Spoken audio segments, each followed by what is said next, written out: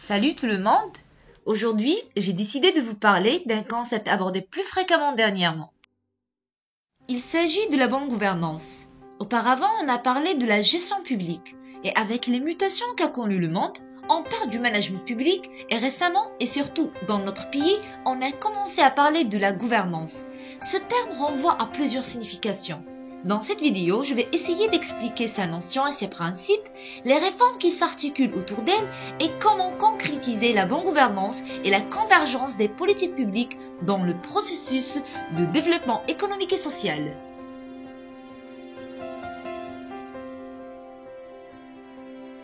La gouvernance peut être utilisée par des significations diverses. Elle renvoie à la fois à l'action de gouverner, gérer et administrer. Il existe deux types de gouvernance. Gouvernance privée, il s'agit de la gouvernance des entreprises, et gouvernance publique, c'est la gestion des affaires publiques à l'échelle territoriale ou locale, à l'échelle nationale et à l'échelle mondiale. Le concept de la gouvernance, tel qu'elle a été formulé par les économistes, signifiait la gestion managériale des personnes, en vue de faire des bénéfices et de réduire les coûts de transaction. Et au temps de la mondialisation et des risques, elle a pour objectif de fixer de nouvelles règles de jeu entre les dirigeants et les actionnaires. Actuellement, le sens de la bonne gouvernance est celui d'une approche participative de gouvernement et gestion des affaires publiques, basée sur la mobilisation des acteurs politiques, économiques et sociaux, du secteur public ou privé, ainsi que la société civile dans le but de garantir le développement durable du pays. En effet, elle entre en action trois acteurs territoriaux, l'État, la société civile et le secteur privé.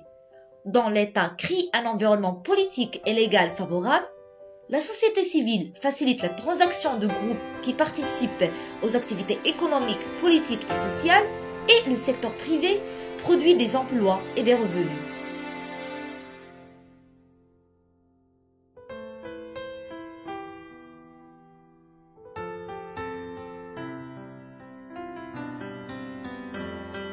Maintenant, je vais traiter les principes de la bonne gouvernance et je commence par le premier principe, c'est la transparence. La transparence est utilisée pour qualifier la sincérité, la fiabilité et l'accès facile à l'information.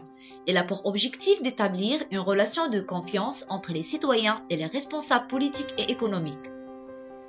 La responsabilité, c'est l'obligation de répondre de ses actes, d'être garant de quelque chose et d'assumer ses promesses.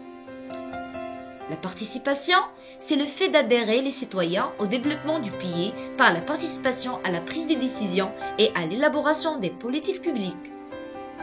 L'état de droit est un système institutionnel dans lequel l'État est soumis au droit et est fondé sur le principe du respect des normes juridiques, de l'égalité de toute personne physique ou morale devant les règles de droit.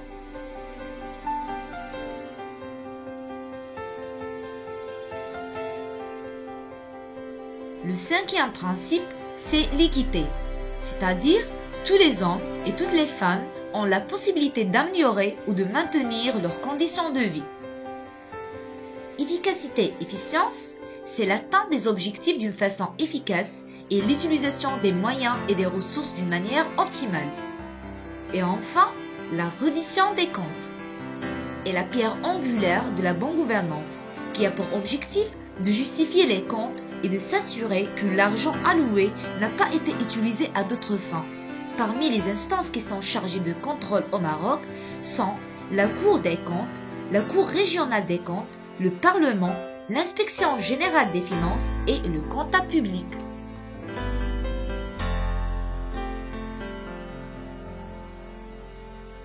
La bonne gouvernance s'articule autour de la mise en place des réformes constitutionnelles comme la décentralisation et la déconcentration, qui sont deux dimensions cruciales dans le jeu de la gouvernance. La gouvernance locale ne considère pas seulement le transfert vertical des responsabilités du gouvernement central vers les collectivités locales, mais aussi le développement des réseaux horizontaux entre les collectivités, les acteurs étatiques et non étatiques locaux, tels que syndicats de communes, le secteur privé et la société civile. En d'autre part, l'enjeu, c'est de passer d'une gouvernance locale à une gouvernance mondiale et globale, dont les associations et les ONG représente la société civile mondiale, ouvrant pour que les citoyens s'affirment face aux prédateurs et assurant la pérennité de leurs actions par la modification des règles du jeu politique et économique à l'échelle nationale et internationale. Le passage d'une situation où l'État est régulateur et distributeur à une déréglementation des marchés et à une privatisation des secteurs exige l'apparition d'un nouveau mode de gestion, appelé gouvernance, permettant d'assurer la stabilité politique susceptible de rendre le marché plus efficient. La réussite de la bonne gouvernance implique la réforme de l'État pour remédier aux ces dysfonctionnements. Ce fait se concrétise par l'amaigrissement de l'État-providence, la privatisation des services publics et la libéralisation du marché.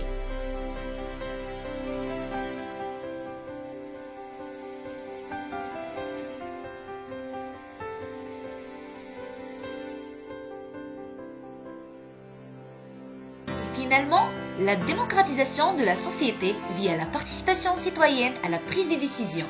Et cela exige la consultation et la transparence de l'information et aussi exige un citoyen qualifié et responsable pour atteindre les objectifs de la bonne gouvernance. À ce stade, l'État est forcément amené à renforcer l'éducation, à démocratiser l'accès à l'information et à faciliter la communication dans tous les sens.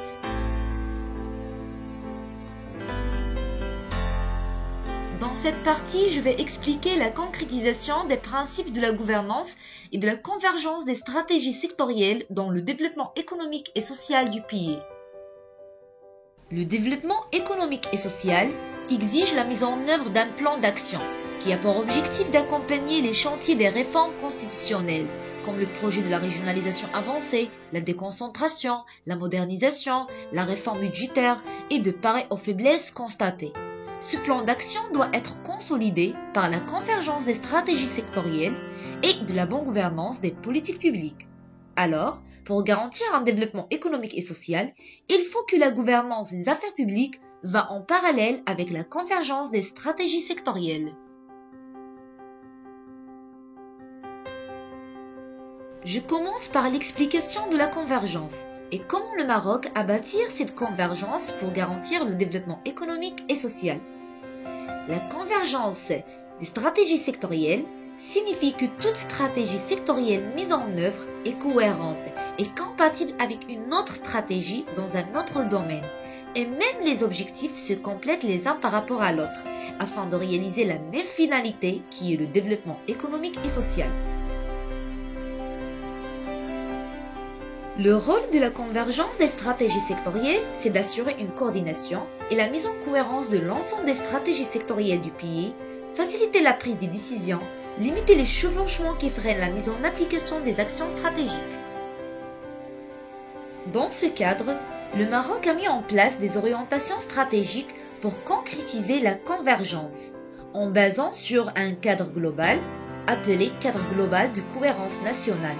Sa mise en place est nécessaire pour mesurer la convergence des politiques publiques, l'efficacité et l'efficience des stratégies et programmes sectoriels par sa démarche de suivi-évaluation et la structure d'évaluation externe. Et en se basant sur un cadre institutionnel, vise essentiellement le recentrage des missions et responsabilités internes en adéquation avec le cadre global de cohérence nationale, afin d'optimiser les rôles de chacun dans le secteur et en vue d'annuler les redondances et les chevauchements des rôles et de concrétiser la convergence des stratégies. Par exemple, en clarifiant les prérogatives de wali et de gouverneur et le rôle des collectivités territoriales dans la région, en appliquant le projet de la régionalisation avancée qui rend de la région un échelon de cohérence qui a pour objectif de coordonner et intégrer les visions et d'être un partenaire privilégié de l'État qui se base sur le partenariat et sur la contractualisation en tant qu'un instrument de cohérence entre le niveau local et central.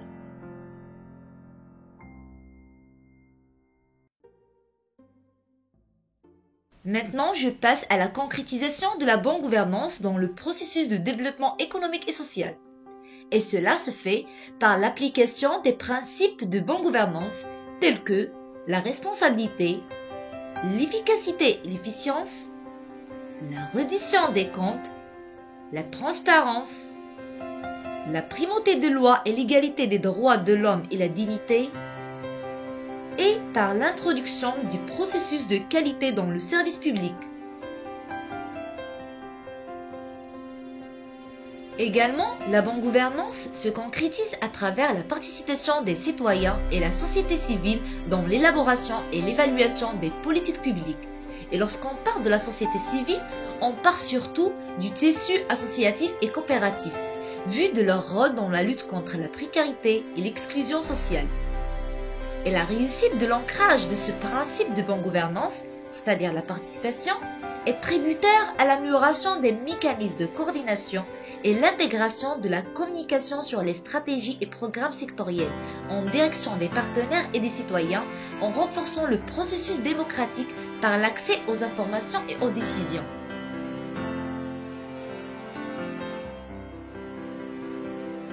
En plus, la bonne gouvernance se concrétise par la mobilisation de tous les acteurs économiques et sociaux, à savoir l'État, le secteur privé, les collectivités territoriales, les associations et les coopératives.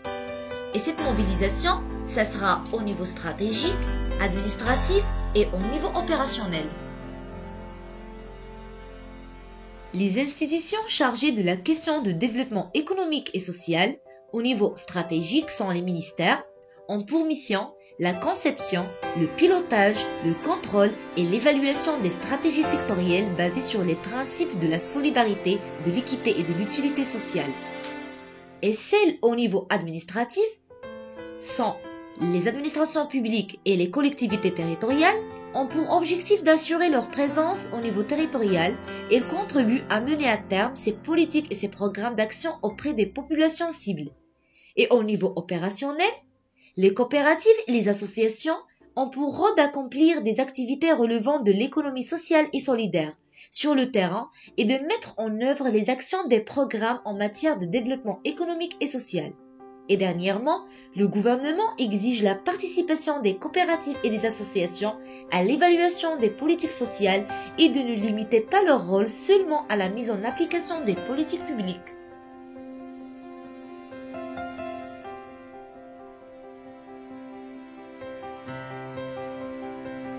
Finalement, nous constatons que, par l'application correcte de tous les principes de bonne gouvernance et avec une convergence de toutes les stratégies nationales, nous pouvons créer une interaction positive entre le gouvernement et la société civile, de lutter contre la pauvreté, créer des emplois, renforcer la situation des populations vulnérables, promouvoir la cohésion sociale, et alors d'aboutir à un développement socio-économique, solidaire et équitable sans être au détriment des ressources naturelles.